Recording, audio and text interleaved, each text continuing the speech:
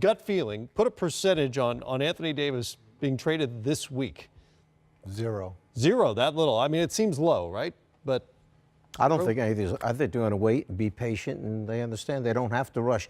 So many people have said to him now, don't rush just because the Lakers want to do it. They're kind of sitting there, they've been pounded with that. Okay, we're not going to rush.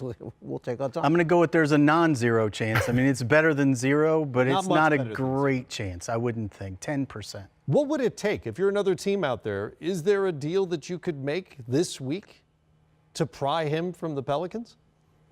Yes, I think there probably is one that we're not thinking about and one that isn't being discussed.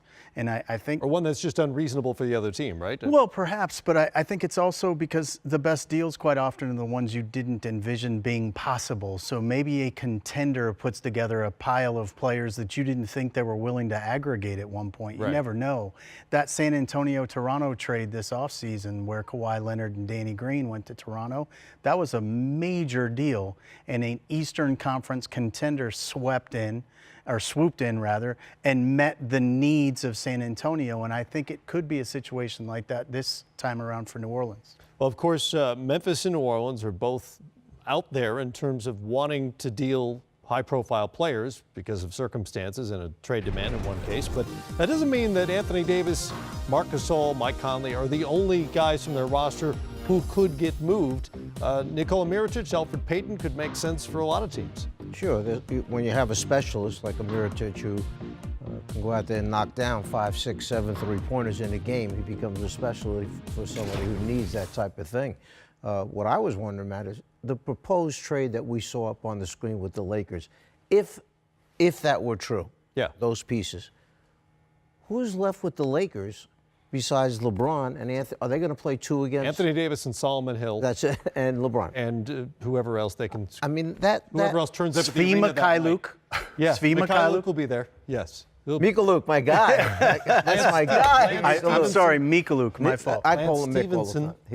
Yeah, well, is that... Rajon Rondo would be available. Can they recover from giving I don't away know. It's a great question. that many young the pieces? roster, yeah. I mean, that's an enormous amount of young talent that you're giving away to get Anthony Davis. So I think what you would be looking at if you did that and you got your roster to that degree, you were banking on the fact that LeBron James and Anthony Davis would attract the next player in free agency. Right. And because they would have max cap space, they're looking at building their big 3 or their big 4 in that manner.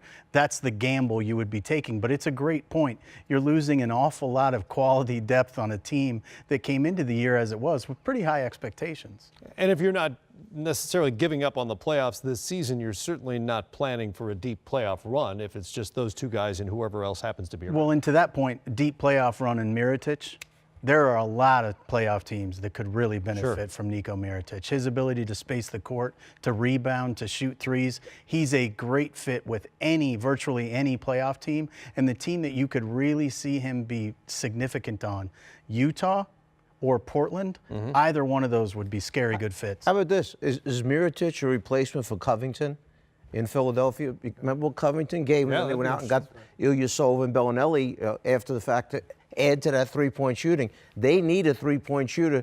I look at him and say, okay, he replaces Covington. That's a great name, Coach. Yeah, you know, Oklahoma City doesn't really have, they don't have a lot of flexibility, but he'd be great there as well. It's a team that could use more three-point shooting. Although they've shot very well lately on the season, that's a team that could use.